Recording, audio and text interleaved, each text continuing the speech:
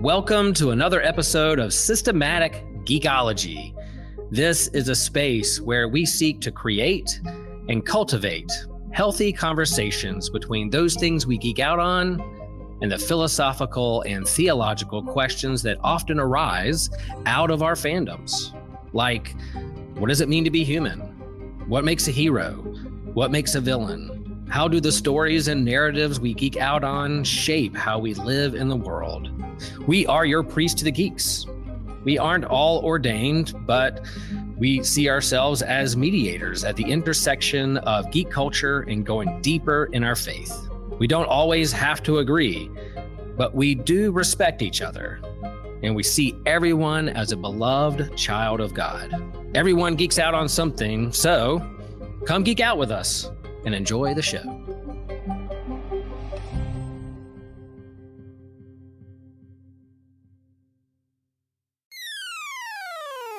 You're listening to an Anazao Ministries podcast.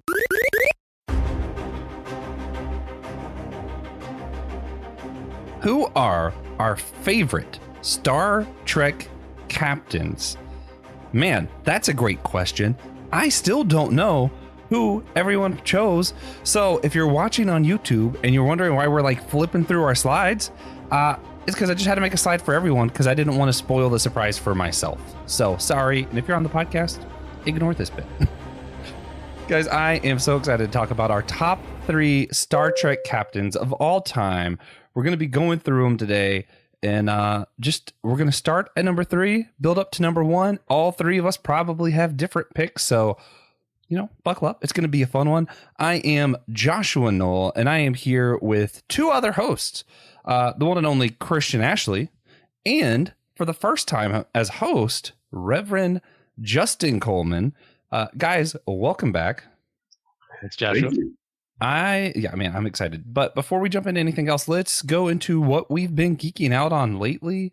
Actually, I picked up Disney's Illusion Islands. It's just a 2D platformer, just like side-scrolling game. It's fantastic. It's so simple.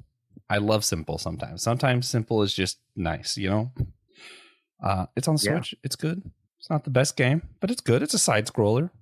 Side-scrollers are side-scrollers for the most part. Christian, what have you been geeking out on? I last night finished Persona 3 Reload, and I'm going to need to take some time off to deal with the ending.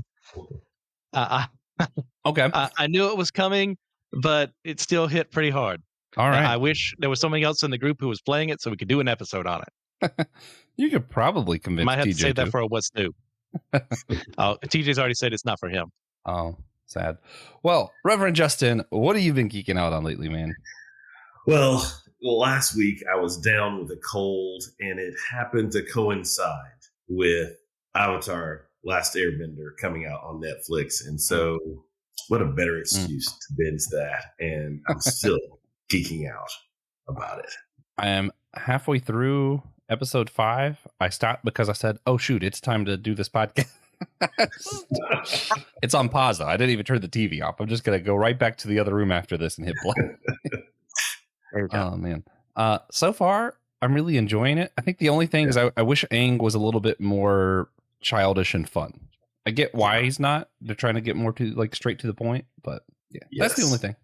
And if that's my only complaint, man, it's better than that movie. Anyway. Oh, yes. Anything's better than that. Yes. So with that, I do want to ask everybody, if you can, to rate and review our show on Podchaser, Spotify, Apple Podcasts, wherever you're listening. Give a big like and subscribe if you're on YouTube. We appreciate all the subscriptions. Remember, if you don't smash that like button, you are smashing Will's heart, and none of us want to do that. So be sure to smash that like button. And we would do a big thanks to one of our supporters, Austin Nance. Austin, you rock. He's been listening to the show from the very beginning, and he donates to hear some of our bonus stuff, like what we're going to do at the end of this episode, and Austin rocks. So thank you, Austin. We appreciate you. And if anybody else out there is listening, is like, man, I want a shout out, you can always support the show. You'll get a shout out. All right, so let's jump into this, guys. I'm excited, mostly because for the most part, I consider myself a new Trekkie, even though I've kind of been watching since I was a kid. So I'll do like my asterisk here to make this make sense. As a kid, I watched the Star Trek original movies. I can never get into the show. And every time I try to get into Next Gen, it just never never stuck. Like I'd get like 1 or 2 seasons in and I just would forget that I was watching it. But then like 2 years ago or whatever, I finally stumbled upon Lower Decks. I loved it. And they would make jokes about these other shows. And I was like, well, I got to see that show so the joke makes more sense. And all of a sudden I was doing these rabbit hole chases. And I was like, I ended up kind of like fitting the whole Star Trek universe together in the last couple of years. I'm like, I love this. I actually think the only one I haven't finished is still Next Gen. So, I can do it. Yeah, I don't know why. I really could not explain to you why it just doesn't click, but it's fine. Christian, what is your history with the Star Trek franchise? Ever since I was a little lad, my dad, who is a huge Trekkie, introduced it to me. You know, whenever there was a rerun on back in the day, like we'd be there watching it, and he'd probably be recording it on VHS so we could watch it later. Kept going through that, like read through some of the manuals and stuff like that as he would buy them, reading through the descriptions of the episodes and has seated what else is going on here from the original Trek all the way to Deep Space Nine to Voyager, Enterprise. Whenever we would go on a trip together to my grandparents' house, so it's about 2 hours. So we would just when those portable DVD players became a thing, just pop in one of the Star Trek movies and watch that on the way down, even though he's supposed to be driving. So yeah, Star Trek has kind of always been a part of my life. Beautiful. Reverend Justin, same question. What's your history with the Star Trek franchise? Yes, I too have been watching Star Trek since I was a wee lad, and my family's a blended one. And so one of my elder brothers, who didn't live in the house with me, but we spent time back and forth together. I still remember when he was coming and visiting at the house I lived in, showing me my first episode of the original series. And we sat and watched. It was a fun brother bonding moment, but I loved that show and have been a Star Trek fan ever since. I may or may not have gone to conventions. I will not tell you. I also will not tell you whether or not I've kissed a Klingon. So that's my journey with. That's my favorite teaser we've ever had on this. Fantastic. Oh man, good stuff. So with that, one of the big things that always gets on my nerves whenever I'm scrolling through and see clickbaity titles like the title we have today of the 3 best Star Trek captains, I'm like, well, what do you mean by best? Like when you say this, are you saying like who you think is the most efficient, who you find the most entertaining, who's just like the best person? Like what do you mean by that? So that I don't create something that I would myself be annoyed by, we're going to explain what we mean when we say who are our top 3 captains. For me, it's a little bit of like who I would want to be my captain, if that makes sense. So it's not always necessarily the best, because sometimes you just don't click with people. And I feel like I've already given away that Picard's not going to be my pick, because I obviously don't click with Next Gen for some reason. I don't know why. I just don't click with it. I think he's a great captain. But so for me, it's really just like, so for a lot of it, it's going to come down to like who my personality meshes with. And a lot of it is like, who is a good captain? I'm obviously not going to pick a terrible captain as my captain, And then also, I think some of my Christian values are probably going to play a part a little bit. Like, who do I think is an honorable guy? Who do I think matches up to my values the best? So those are the things that I'm looking at. Reverend Justin, what are you looking at when we say best captain or top 3? What do you mean? Well, along a similar vein, I am looking for someone, as you said earlier, that I could follow. And what I'm imagining is someone that I can imagine leading an organization that I was a part of, or if I was on a naval vessel or whatever, this person is making kinds of leadership decisions for the crew, for the sake of the entire enterprise. And I don't just mean the ship, I mean the Federation, who is representing those values well. And as you note, one whose values I can see connecting with my personal religious values as well. So I'm looking for that kind of real world captain that I not only would want to follow, but also someone that I would want to emulate in certain ways as it relates to my own leadership. Yeah, that definitely gets to my number one pick, but more on that later. Christian, what do you mean when you say best or top captains? I completely agree with my co-hosts here. It is who would I want commanding me, because I don't want to be in that seat. I don't want to be the one making that decision. I will be perfectly fine to support you wherever the heck I'm at. If I'm in engineering, I'm in engineering. If I'm in a science team or the security team, sure, I'm there. I'm helping you out. But I don't want to be the guy there making those calls.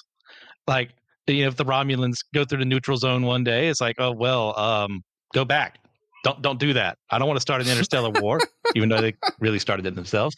It's like, oh man, who is that? Who is that person that if I were under their command, I would feel like, hey, for the most part, we jive well together.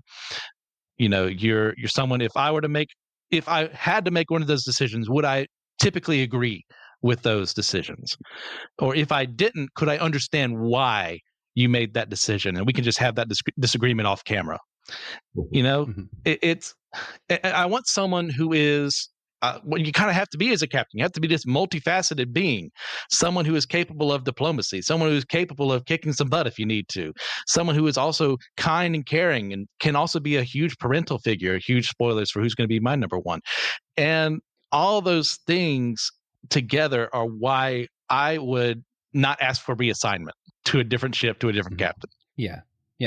And another one for me, when I'm thinking of like who I want to be my captain, is like, I do want to be captain one day. So I'm also thinking like who I think is most likely to help me get where I want to be, which is also a great thing. If you're looking for a job and you're doing interviews, interviews not a one-way thing, everybody. This is just like free advice.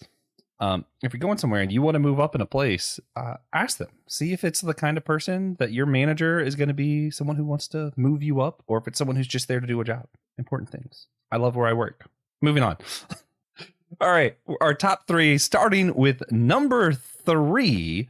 I don't want to go first each time. We're going to go alphabetical order first time. Number 3, Christian Ashley. What are you thinking? Okay. For your third top 3, number 3, captain. New Trek and I don't like one another for the most part. I despise Discovery with every fiber of my being. I am not a fan. I don't really like Burnham. Georgiou's okay. Lorca's okay. But the best thing Discovery ever did was introduce my pick to new audiences for the first time, and that's Christopher Pike. I adore Strange New Worlds and what they've done with him so much. It just seeing him as this, for the most part, calm, collected guy who can, when the need calls for it, get more emotional, get things done, become a more rough and tumble, more Kirk-esque figure. But he is, as made very apparent in the episode I'm going to bring up, very different from Kirk. And there are some things that's good, some ways that's really bad. So are we asking for that part yet? Or are we good? Yeah. So I think you already did just justification. So I was going to ask everybody, when you picked yours, to pick an episode that really shows what you're talking about with your pick. So yeah, let us know, what episode do you think really shows Christopher Pike shining? Yeah. I'm going to argue it's the one where he kind of gives his worst, and that's the Quality of Mercy, where he is taken forward, made the wrong decision. It's like, because he has learned through what happens in Discovery how he's going to end up in the state we see him in the original series, where he is in this machine hooked up on life support, can only make beeps to like express himself, like he is stuck in that chair alive. And you got to go, well, what kind of a man would pursue that future? What kind of a man would say, yeah, that's where I'm supposed to be? But no, he fights against that for a second, makes a bad call, but an understandable bad call, to keep those kids who would have also died in that explosion alive, and saves himself. So it's a win-win, unless you forget about what would have happened had he remained captain of the Enterprise. And it comes to that point where in this new future, he doesn't play the balance of terror as well as Kirk does. And it is made very apparent, like, hey, Kirk's more maverick instincts in this point in time are the way to go. You need to show a little more strength to the Romulans, so they don't think we're a bunch of pushovers that they'll just cross over to neutral zone and start a war again. You need to make them realize, hey, we're just as cool and awesome as you. Let's not kill a bunch of people for the wrong reason. And what makes him really one of my favorite captains is the choice he makes at the end. Those things that I'm going to end up as, that chair I'm going to have to live in for the rest of my life, it is worth it for the entire universe. Yeah. All right. Solid pick. All right. We're going to throw it over to Justin. What are you thinking? Your number 3 pick for best Star Trek captain. So I am going to do a 3A before I do my proper 3, because I do want to say if I came close to doing Giorgio had more episodes properly in the captain's chair. So you have 2 Giorgios. You got a Giorgio that passes away fairly quickly at the beginning of Discovery, and then the alternate universe Emperor Giorgio. Golly, that could have been one of my favorite captains if we'd seen that, move forward. However, in the absence of that, I really am. I'd say everything that Christian has said about Pike. Strange New Worlds is good Trek. I believe it's good Trek writing altogether, and gosh, I mean, I'd even name the same episode if not that the crossover episode with Kirk, which name is eluding me at the moment, where Pike has this sense that, hey, Kirk really could be the guy here, and again, the choices that he's making are not quite spot on, and he realizes that this Pike is having this dialogue with his future self in that episode. It's just a good, it's good writing, and I think this is the kind of captain that you want to follow. Yeah, for sure, man. I'd follow that. Like, good captains are human. Yeah. At the end of the day, and they are capable of making great mistakes. There's not a single person I have on my list who hasn't made a huge blunder at some point in time in the captain's chair, but they learned from it. And Pike learns from that in this episode to make sure that doesn't happen, even if it costs me everything. Yes. Yeah, man. My pick for 4, 3, and 2 are all so close. Like, so close. You asked me a different day, I'd probably tell you something different. Number 1's the only one that's not close for me. But for 3, I'm going with Captain Carol Freeman of Lower Decks.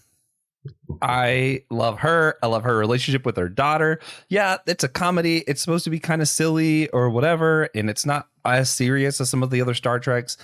But man, the way she navigates family and crew, and yeah, they're not the number 1 ship, but she takes it just as serious as everything else. I think it's incredible. Not only is she just funny, but for me, one of the big reasons I would want to be under her, she's not afraid to hire other people over her family, promote them. And also, she's one of the few captains to me that really owns up to their own mistakes. Like, she's really good at saying, yeah, I messed up. Here's what we're going to do about it. And for me, the episode that really shines, I don't know the name of the episode off the top of my head, but there's an episode where she sends her daughter off because she thought her daughter was being rebellious and said all this bad stuff about her ship and ruined the crew. So she said, you know what? If you're going to mess up our whole ship, you're going to mess up the crew. I'm sending you off. I'm not going to let you bring everybody else down. Right. Then she realizes, hey, she was wrong, that someone planted that the Enterprise, or not the Enterprise, the Starfleet itself was kind of working against her. There were some bad apples in the bunch kind of deal. She realized she messed up and dropped everything to go after the one and said, I messed up. We have to make this right now. And to me, that's a good captain. Whether it's her daughter or not, she says, if I mess up, I'm going to own up to it. We're dropping everything and we're going to make it right. I love that. I thought it was so cool. Yeah. And again, Yeah, I could have picked so many other people. for the reasons you said. Yeah. She is one of the most human captains we've had as far as screwing things up Yeah. and then owning up to it. Like that, I can't remember the episode name off the top of my head either, but it's that same thing. It's like, well, because of what Mariner has done in the past, historically speaking, I can say it's her versus, oh no, it's what everyone else was saying that kind of worked together, as well as being screwed over by these bad elements within Starfleet that have caused this. I need to make amends. A lesser captain, a lesser woman in that situation would have said, I'm going to stick by what I said, but she didn't. She recognized what she had done. Yeah, it even could have been, well, you messed up so many times before. Of course I believe that. You know, like I feel like an average leader would have came up with an excuse of why it happened and not just said, I'm wrong, let's fix it. And just like that we're taking action kind of thing. Yeah. Like I like how you worded it. She's very human. Ironically, the most human captain is an animated one. But I love it. All right, let's go to number 2. We'll start with Justin this time. Reverend Coleman, who is your second favorite Star Trek captain? So number 2, James T. Kirk. All right, here we go. I like James. I like Kirk a lot. So, and I am, and we can talk about the multiple iterations of Kirk now, right? So I am going to go classic Bill Shatner Kirk here. Though I have enjoyed other iterations as well. So Captain Kirk is, as a leader, he certainly can be a bit of a maverick, right? And so this I hate to lose this drive. I mean, Kirk is a very American kind of a captain, if you will, and so he has this insatiable drive to win, but with all of that bravado, that maverick nature that Kirk can have at times, Kirk still believes in the community that he is enmeshed in.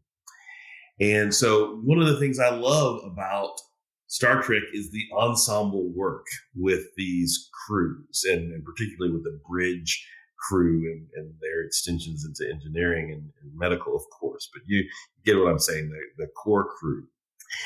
And what we have here in the original series is you've got the bridge crew, but you have this trinity, really, right? It is Kirk, it is Spock, it is Bones.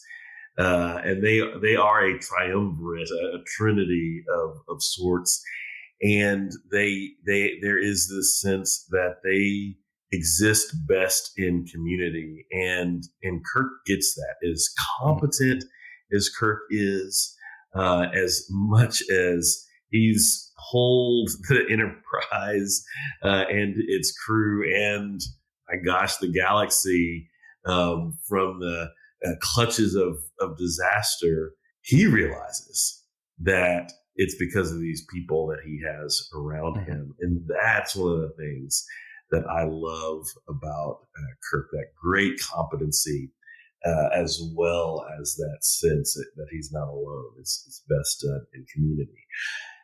And oh my gosh, what episodes to point to lift this up the best. I mean, I don't know. I do think that the essence of Kirk that I've just talked about, you see it in glimpses in the original series. I think it's all crystallized, however, in the movies. And I mean, I love the character and the crew before. It's really in the movies that I liked them before. It's really in the movies that I learned to love them. And you know, the second, you know, the even movies are the best. Well, they in some ways they're the ones that capture what we're talking about most. And so, but what better scene than Kirk falling off the cliff and Spock saving him, and Kirk saying, I've always known that I'd die alone. Well, I mean, there's a sadness in that, but there's also, and then, well, I mean, did he die alone? That's talking about that.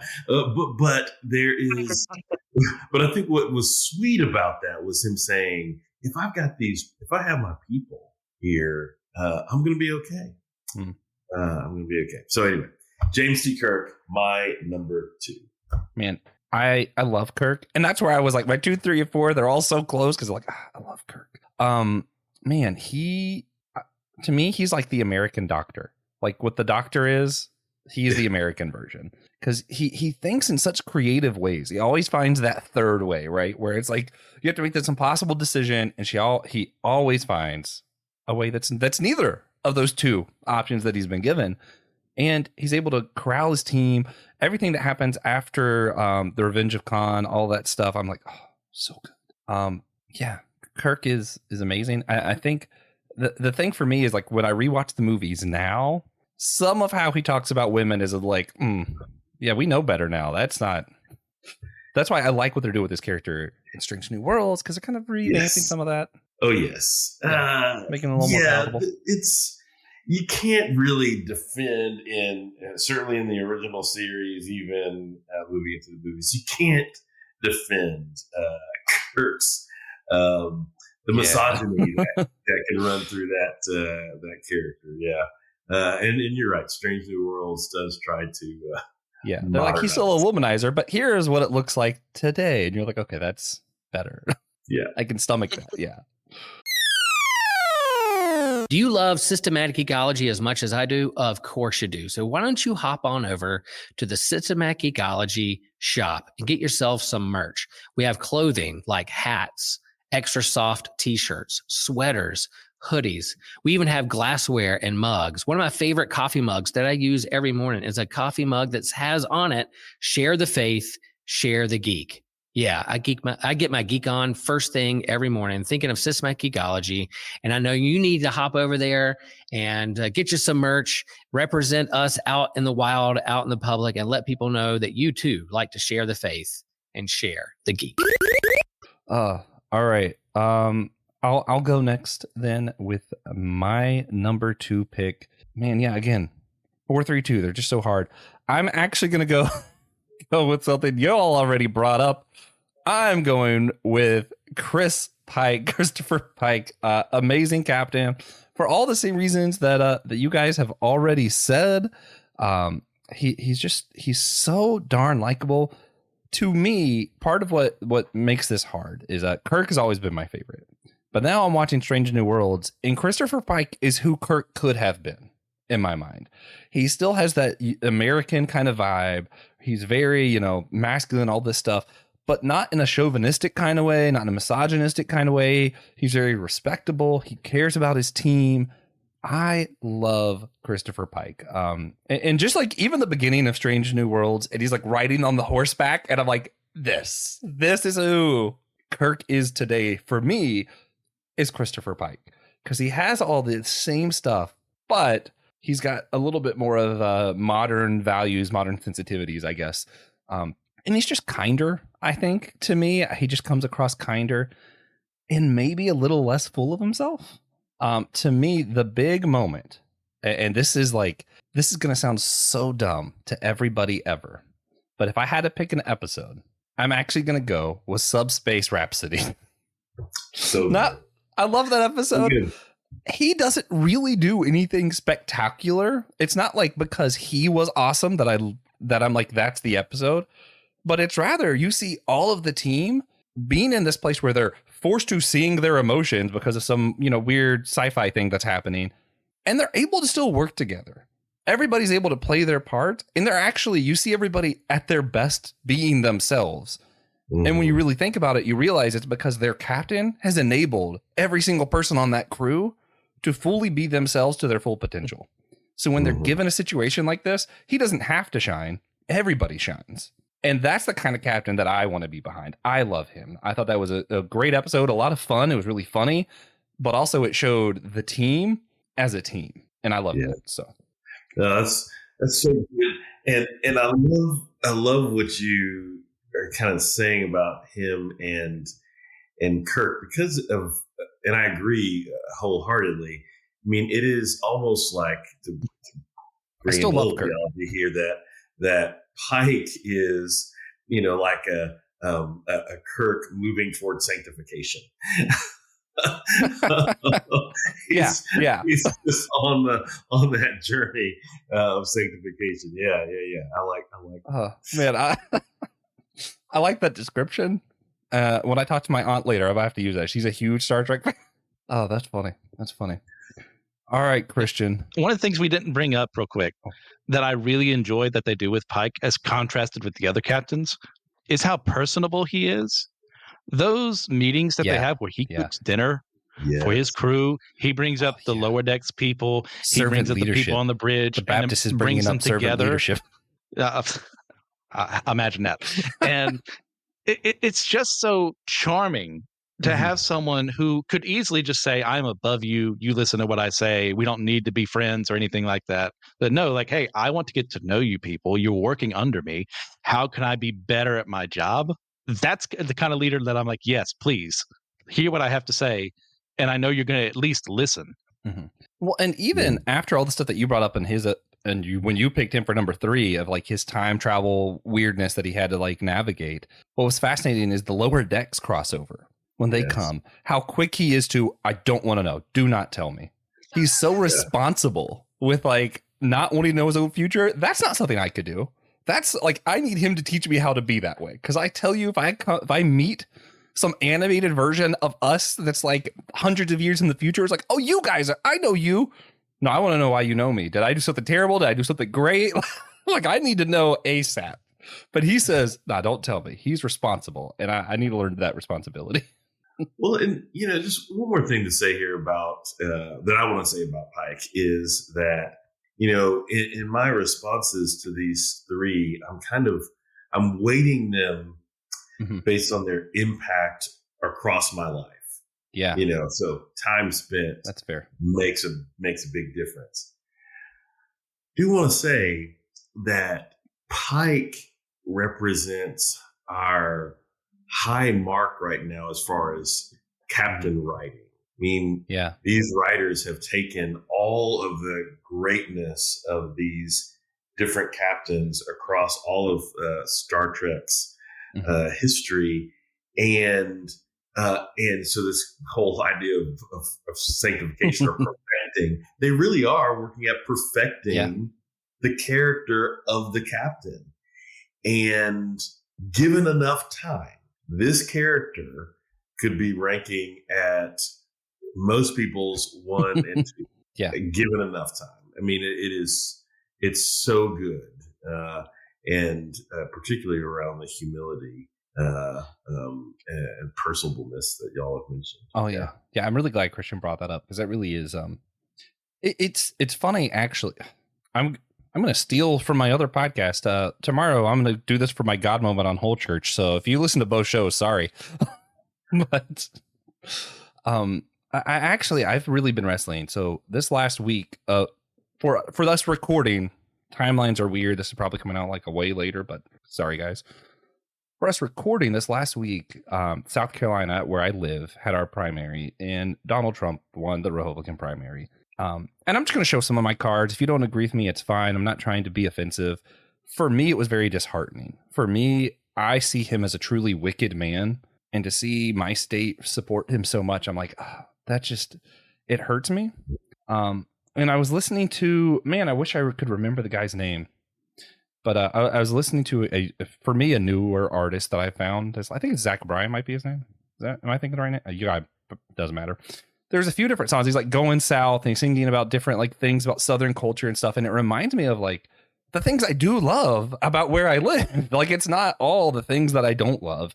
And you see like the winding roads down where our iced tea still has sugar in it. And I'm like, yeah, there is stuff that I still love about my home, and just kind of learning to be positive about it. That's something I think Captain Pike does as well. Like you can look at Captain Kirk and see a lot of the good American stuff, and even some of the bad stuff with like the womanizing and all that. That is part of American culture. I just, but then seeing Captain Pike and like having that Southern hospitality, I'm going to serve you. You just came to my ship. Let me cook for you. You know, that kind of stuff where I'm like, oh yeah, that's right. There's something that's truly good about being American still also. And I filled my heart with a little bit of joy. I needed it, and I needed this talk. So Christian, go ahead. Tell us your number 2 pick. Said Justin's name earlier because I kind of realized I think we have the same list, because mine is James T. Kirk. If our number 1 isn't the number 1, I will be shocked. Oh, this is great. This man is what it means to be that, as we mentioned before, that maverick leader, but also at the same time, he doesn't overstep his bounds too much. He will step over the line and make sure, is anyone looking? Okay, step over the line again, then come back over to the other side of the line to make sure he's still on the side of the angels for the sake of others. It's his personality of will of, yeah, he's a womanizer. Yeah, I mean, you take it, it's part of the times, as it were, of how he handled women back in the day. We were still learning, hey, cultures evolve. It's a thing. Mm-hmm. And this is a perfect example of that. But he also highly respects his crew. Oh, yeah. He'll make fun of them. He'll josh them. But like when Scotty says, hey, this is the best way to solve this problem, or McCoy says, hey, this virus or whatever is going to be spreading if we don't do X, Y, Z, or Spock will bring up his cold logical argument. Yeah, Kirk won't often agree, but he'll listen and adapt that part to whatever plan he is making up on the fly to make it look like that was always his plan all along. And I appreciate that immensely as someone who is, I love planning things out, but I've also learned that, from good old Sun Tzu, no plan survives contact with the enemy. No, or was that, I think it might have been someone else. Sorry. I always attribute things to Sun Tzu that he probably never said. And no plan survives contact with the enemy. You've got to be flexible. You've got to be able to think on your feet. And Kirk thinks on his feet like no one else in this series. And we've already brought up A Quality of Mercy from Strange New Worlds, which is a riff on the balance of terror. So I could easily use that as my number 1, and I probably would have if I didn't have A Quality of Mercy on here. So to do something different for him, I'm choosing Mirror Mirror, where he is brought over with several of his crew into the mirror universe. We find that Earth is a totalitarian regime that has enslaved other alien races, has kind of gone full fascist, and he is part of that regime in this reality. Everyone's got these evil goatees. We got the agony booth. We've got all these terrible things, and Kirk has to be that person to recognize, well, if I act like myself right now, we're all doomed. So I have to act the part of this sociopath on this other side and learn a little more about the situation before we can make the call, how are we going to get back home? That's not an easy choice to make because of what it requires. This is a backstabbing world where we have people that we would never suspect of doing evil things. We got Sulu, Chekhov doing these terrible, terrible things to the crew, because that's the culture they live in. And he allows it to happen because it means that's the only way he can get his crew back home. He has to deal with the captain's woman there. He has to deal with a very cold, logical Spock who has fallen into being enslaved by another culture, and still has the time to teach him that, hey, this is kind of messed up. What should you be doing instead? That leads a rebellion after they are able to go back home. That unfortunately does cause problems along the way, try to get too peaceful for their own good, and the good old Klingons and Cardassians take advantage of that in DS9. But it's a good thing that those reforms came to be, because Kirk was able to play his cards well, to act for a little bit as something he would never be, a person he would never become, for the sake of his crew and for the sake of these people he's never met before. That is a good pick for the episode, man. I love Kirk, and I love, like you said, like the improv. And I think for Kirk, one of the things he's probably the best out of any captain, listening. He's a very good listener, and I do really appreciate that. Where he's like, he knows where his crew is strong. He listens. Okay, this is what we're gonna do. Yeah, I like that. Justin, you got anything else with Captain Kirk before we? the other thing I'd say is, before more modern times, Kirk also represented a youngish leader. And so many of our models of leadership are older, seasoned. They're hairless, a little bit more like mine here. And so when I was younger, I always loved Kirk as this, someone who's willing to take the risks, but also very thoughtful. As Christian has said, he'd step across the line, but then he'd straddle it, but wouldn't go too far off. He didn't let the youthful enthusiasm take him far afield, but he was still captain and could command respect. I mean, in this original series mode, I always appreciated that about him as well. Yeah. And I think it's important for us to remember, like, if we always have the older, more experienced people as leaders, always, eventually people do pass away. And then you'll have a bunch of people with no experience in leadership who have to lead. That's not a good formula for anybody. Yes. Oh, man. Yeah, that's something the church needs to work on. I think the church my parents go to, like, the average age of a pastor is like in their 60s. If they average everyone in the state, and it's like, it's not, that's not going to work out great here in about 40 years or so, 30, 40 years. Right. Anyway, top picks. I did intentionally set this up where both of you have already gone first so that I could do mine first, because I'm afraid you're going to steal mine. I think we are. And I told you 2, 3, and 4 are close calls. 1 is not. Captain Benjamin Sisko. Fantastic. Just all around, everything about him. His sense of humor. He would make me laugh. He's easy to get along with. He's a great leader. He reminds me a lot of like Solomon in the Bible at times, where there's stuff that you're like, people are arguing. He's like, well, just cut the baby in two. It's like, wait, no. Okay, that's the real mom. Like, like that is his kind of leadership. He's wise beyond his years. He's able to navigate this thing where he doesn't believe in this religion at all, but these people think he's a prophet because he went to this wormhole. He's able to respectfully kind of not play them as, oh yeah, hey, let me pretend like I'm your God, but also not just be like, your religion's stupid. Of course I'm not. Like he's able to like really manage that in a way that I really don't think anyone else ever could. And he's sitting here in the middle of this station on the brink of war from all these different species. The Klingons end up coming into what's already a messy situation, and he's able to manage all of it. Like, I'm like, incredible leader, incredible father. And it's not just a father to his son. He's a father to his crew. I feel like he has that like family relationship with everybody. He's really personable. He listens to his group and he empowers his people. So a lot of the times it's not even, hey, how are we going to work as a team? He's like, hey, this is a great mission for you. Let me give you everything you need to do this well. Again, I just think it's great. Even like the people who would never get along with Star Trek, he's able to find a way to have them work with him. You think about Quark and Quark's bar on the ship. He's able to make that work with his mission on Star Trek when they're so like juxtaposed to each other. And you're like, how? And it makes sense when he does it. And you're like, it's just incredible. Sorry, I'm just going on a rant about how much I love this guy, but I guess that's sort of the point of the episode. For me, if I had to pick an episode, this might be a weird one, but The Visitor. So The Visitor is the episode where he ends up kind of being frozen in time-ish.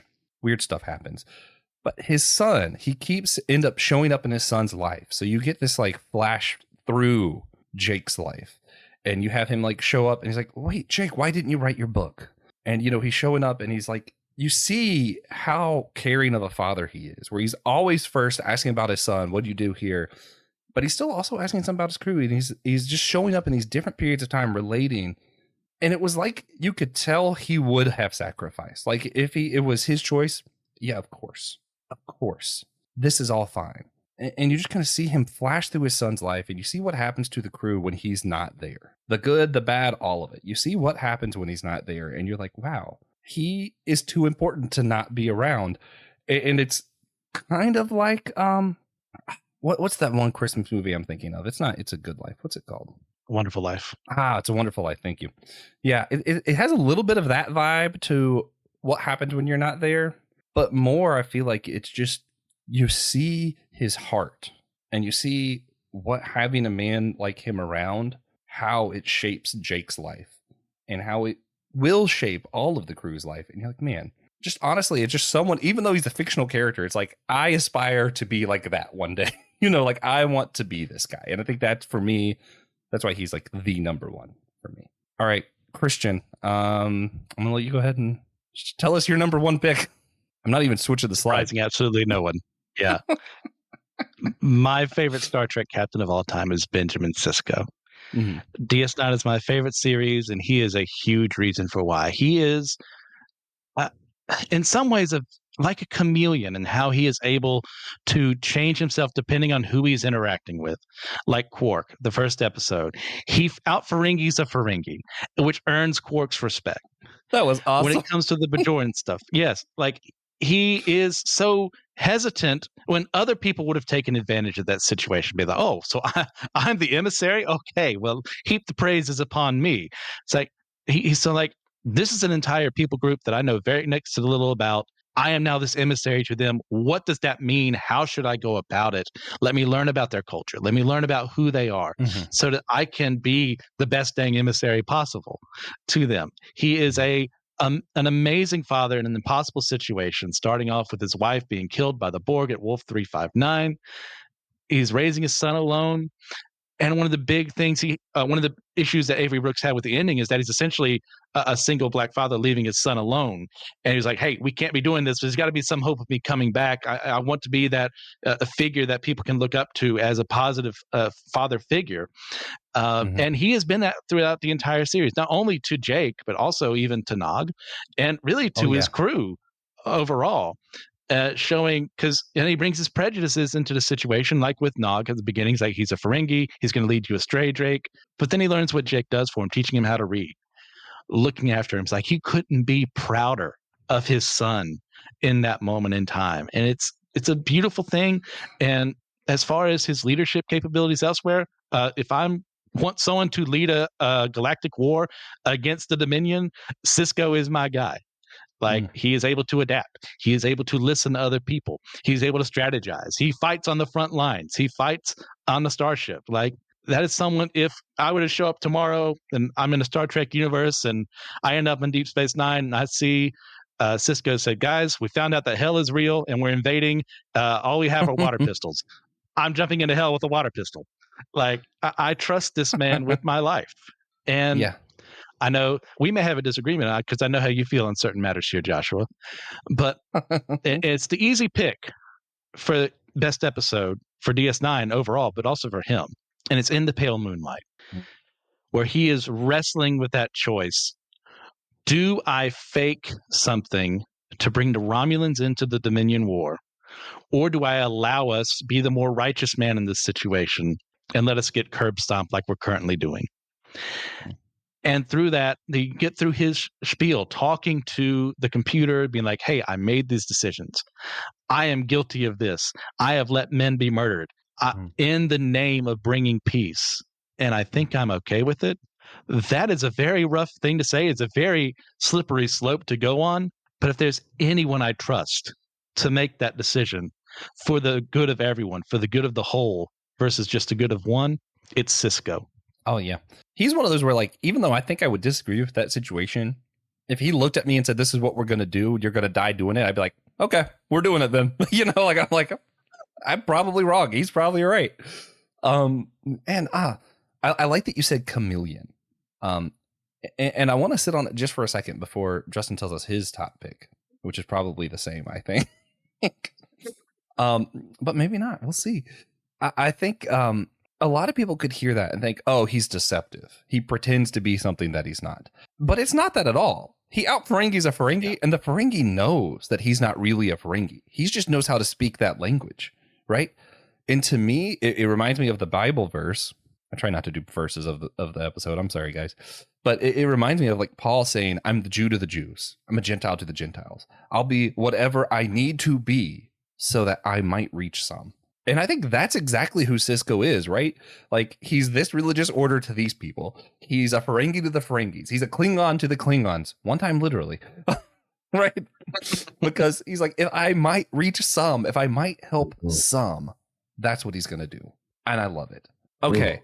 Reverend Justin, who's your top pick for captain? Well, so let me first say, Christian, as you were talking, I thought I really need to make sure that my younger brother listens to this episode, because I think he would agree with everything you said about Benjamin Sisko. And I think that Sisko might be, for our times, in our situation that we're in, dealing with all the difficulties, he might be the best practical captain for our difficult times. I mean, he just might be.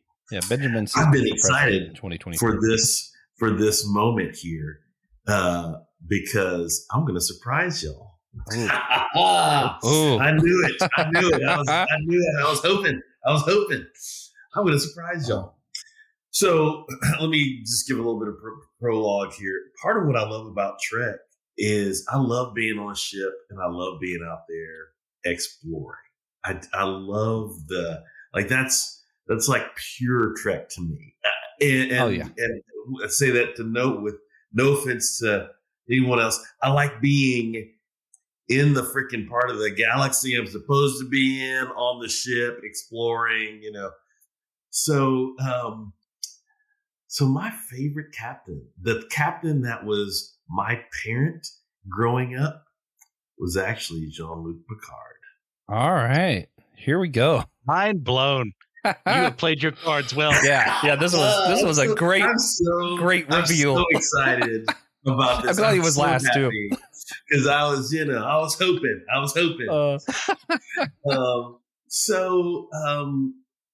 And so several reasons why. I mean, one, he really was a space dad for me. When Next Generation came out, I watched. It's the only series of Star Trek I've watched this way. I insisted that my family be back home so that I could watch every episode. And on the rare occasion that I had to set the timer on the VCR to tape it, it was like, okay, friends, we got to get to that, and no one touch that VCR until we're back home. And so Next Generation really was my Trek. I mean, I watched some of the older ones with my older brother, but from episode 1 with the network of a couple friends in school, we watched every episode, and as soon as it was over, got on the phone and started calling one another to process. I've not hardly watched any series of Star Trek like that. So it has it resonates deeply with me in that way. It is Picard as an initially kind of a stoic captain who's always trying to maintain professional distance with his crew. For some, they just didn't like it. I mean, I enjoyed it. I enjoyed the how different he was from Kirk in that way. I enjoyed how deeply principled he was. I loved all of the soliloquies, all of the mini sermons, moralizing on the spot. Love that mini sermon stuff. You want to do a on the spot sermon slam with anybody? Jean-Luc Picard. He's probably going to win hands down, because he is so deeply centered in his morality and has seemingly done so much reflection that he can teach in the moment. And I love that about him. I did. And still wish I could do the same. My 20 to 25 minute sermons were as compelling as his little mini speeches. My gosh. So I love Picard in that, and he still had this tender side about him as well. He deeply cared for this people and this crew, and he knew what sacrifice meant. I mean, you look at so you talk about an episode that really best expresses it. Oh my gosh. I mean, so the inner light is one that many people will lift up. He, lives another lifetime. It's such a sweet episode. Anytime someone references that little flute, I get a little misty eyed. The acting in Chain of Command, particularly the second episode there when he was taken prisoner, and there's like, how many lights are there? I mean, such a good episode. And here I'll be even more surprising. Unpopular take here is I enjoyed Picard, the new series. Now, Christian's just like, he's like, I don't know this. I thought I knew Justin Coleman. I don't know this man. Like, we're starting from zero in our relationship. But hey, speak your truth, man. But I would say that truth. Each of the three seasons were their own thing. They really were. They, almost independent. I did not enjoy everything about it, but I enjoyed what they were trying to wrestle through. Some of these loose ends in Picard's life that they were trying to meditate. And so I tolerated them better than most Trekkies did. I watched every episode, and what was it gonna? I mean, it didn't give me Discovery feelings, I tried to hang with Discovery. I've watched all of it, but it did challenge me in the latter bit. But that third season of Picard, which was almost completely fan service, was good fan service. I'll agree with that. Yeah, I enjoyed it, and I enjoyed that crew. I mean, of crews, this is the one where every single member of that bridge crew, I have strong emotional connection to those characters, and then Picard at the center of it. So make it so, y'all. I'm all about Picard. Yeah, so there you go. The day. He's my number one honorable mention. Yes. Yeah. New Generation as a series kind of as highs and lows for me. It's all over the place, but like as far as consistency, I don't go to next gen. But as far as Picard, I do love his journey from this person who is rigid. These are what we're supposed to do. This is how a ship is supposed to be run. How dare you bring a child up on here? Some of which I agree with Wesley, but that's not really the actor's fault. It is, hey, you start with a man who doesn't like kids, who doesn't like emotional attachments with the people around him. He expects them to just follow orders. And then over 7 seasons and movies, we get a man who starts gaining an appreciation for teaching others, teaching especially younger children and prospective Starfleet students. And you get someone who is willing to listen to what is, the officers under his command have to say, and the lower decks members as well. You get someone who loves his crew so much that he's willing to sacrifice himself for their well-being. And then you get a man who is dealing with PTSD from being assimilated by the Borg. A horrific fate I would wish upon no one ever is to lose your individuality, become part of a collective where you're just a cog in a machine where you have no say. And he's able to experience that and get away from it, and is still dealing with it years after in First Contact, which is one of the finest Star Trek movies ever made, in my opinion. It's where, hey, you have right to be angry, but you're letting your revenge cloud you. if you can convince me a character has gone through character development and part of that character development is a little bit of character regression, and yet you can bring them out of that, you have won a fan. And I Yeah. love Mhm. Picard for that. Yes. Oh, Mhm. hands down. Yes. So that's why Picard's my one. Yeah, he definitely seems like the most knowledgeable. I haven't seen enough to really know. Again, I can't make it past season 2 for some reason. I really don't know Well, why. Christian's exactly He's right. cool, I mean, Next but- Generation is up and down Mhm. as far as writing goes. I had recently had some folks try to argue. They're talking about Babylon 5, and they said Babylon 5 is superior to Next Generation in every way. And I said, "Whoa, that's laying down a gauntlet here. Let's talk about." And they said, "Look, the thing about Next Generation writing, it was just it's like a yo-yo. It's up and down. It's all over the place. Babylon 5, that's steady all the way through." And I was like, "Okay, you got." That's funny. That's See what funny. you're saying. How dare you use facts and logics in an argument? That's funny. You're So right. before we get to wrapping up, I did want to see, does anybody have any least favorite captain or any honorable mentions we want to bring up? I do have an honorable mention. I don't know if I have a least favorite really. Another honorable mention. I do like Saru, or how do I pronounce his name? Yeah. I mean, for a show that I really despise with every fiber of my being, he's one of the few bright lights within it. And his decision making, I love the way they play with his species, and how they relate to the world. I think they go a little too far in seasons 3 and 4 with how important his species is, but that is what it is. Least favorite? I mean, not really. I mean, I think I love Janeway. She's one of the most inconsistently written captains. It's not her fault.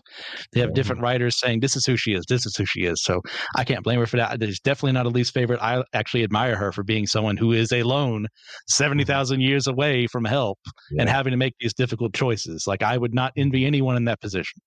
So I don't think there's anyone I hate. Yeah, I liked her in, what's it? Prodigy? Is that the other one that she's like a hologram in? I liked her in that. Yes. So Prodigy was going to be an honorable mention for me. Oh, Not that sorry. Janeway is the captain. I mean, you essentially have kids, like a child who's the acting captain in the show. But so my honorable mention of that show is that I think it's a really fun show for kids. And in a way that, for my 10-year-old, where, Lower Decks, not quite. But Prodigy was interesting trek with some interesting dynamics going on, thinking about family and the forging of the family of a crew that I appreciated. It was pretty good. From a kid's point of view, and also enjoyed very much Janeway's holographic persona in that show. My honorable mention is Jonathan Archer. He was pretty close. Archer. Pretty close to my number 3. I do love Captain Archer. I think the main reason he wouldn't be one of my favorite, he's the most relatable to me. Where I'm like, I see myself in him a lot, if that makes sense. Like a lot of his mistakes and a lot of like how he struggles, especially since this is like early Trek, and how he struggles with aliens at all, basically.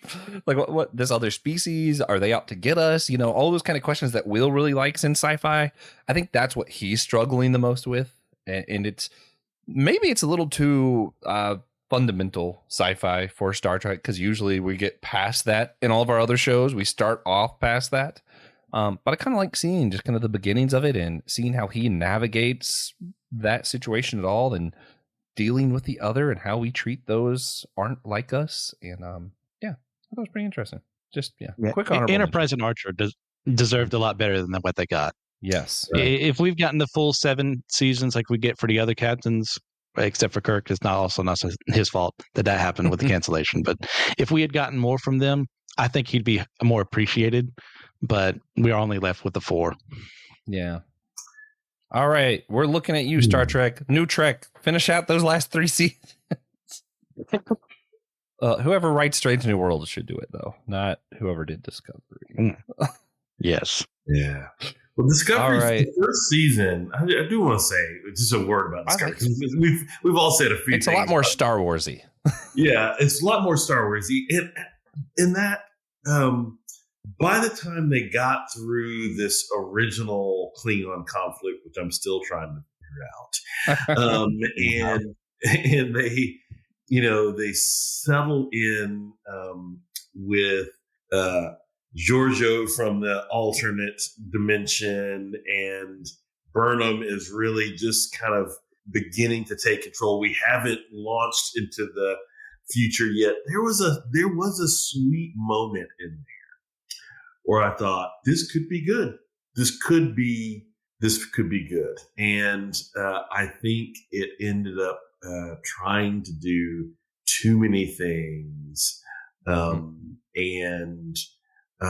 became, every scene was highly emotional. I mean, it was just, it was hard to live on the emotional edge that Discovery had you on scene to scene.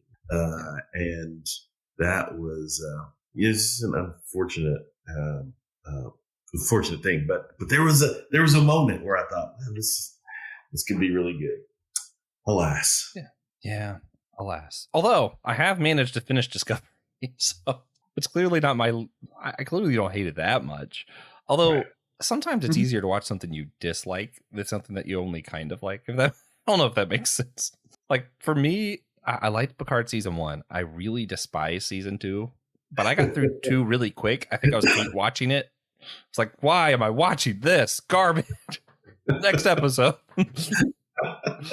I don't know. Something's wrong with me. But anyway, let's go to our wrap up. We are going to, as always, start with some recommendations, and mine's going to be pretty relevant. If I'm going to recommend anything, Strange New Worlds has their own comic books. Give you some more of the story with some of these beloved characters. I think it's great, so I will recommend the Strange New World comics. Pick them up. All right, Reverend Justin, what are your recommendations today? A recommendation? My goodness. Well, my recommendation is y'all gonna actually go back and watch all of Picard and enjoy it for what it's worth, what it's trying to say. That's my All right. Christian, what's your recommendation? Real quick, that no plan survives first contact with the enemy quote is by Helmut von Moltke, who was a Prussian/German general. This whole time. Yes, I love correcting myself when I get something wrong. Boy. Anyway, so there's that, and you may notice that the 1800s are 2,000 years removed from when Sun Tzu would have written. So there's that. But as far as my actual recommendation, if you guys have never played Star Trek Elite Force or Star Trek Elite Force 2, you are missing out. I don't know where they're available anymore, but if you want an action game where you're shooting at some alien species, but also protecting the Star Trek Voyager, like, this is a fun game. And in the sequel, you get to actually interact with Picard more on the Enterprise. It's a ton of fun. Star Trek Elite Force 1 and 2. Man, all Star Trek themed. We don't always do our recommendations as stuff that's relevant. I'm proud of us. Yeah. All right. Well, guys, if you can, go ahead and give us a smash that like and subscribe button down below.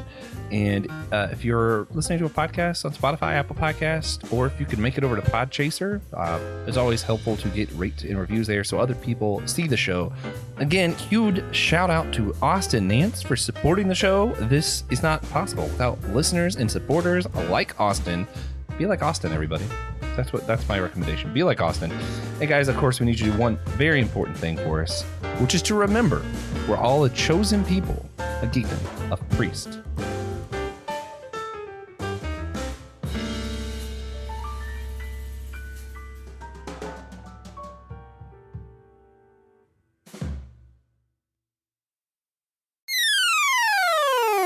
We interrupt our regularly scheduled podcasting for an important message. My name is Tejas. I come to you today to inform you that for as little as $0.00 a week, you could in fact help us by joining our Discord channel. We'd love to talk to you guys there.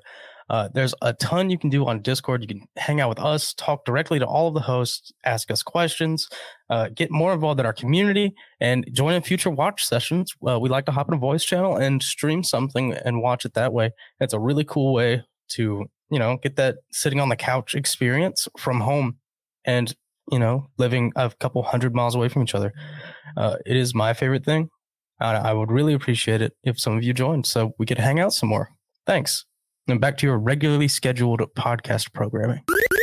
If you love our show, you can follow the whole network in a single feed on Spotify at Anazara Ministry Podcast or the network page on Apple Podcasts. There you'll find shows like The Homely, The Whole Church Podcast, My Seminary Life, Let Nothing Move You, Dummy for Theology, The Bible After Hours, as well as mine and my husband's show, The Clydes, where my husband Taylor and I go through weekly discussions in a devotional conversational method to help us all get closer to one another and God.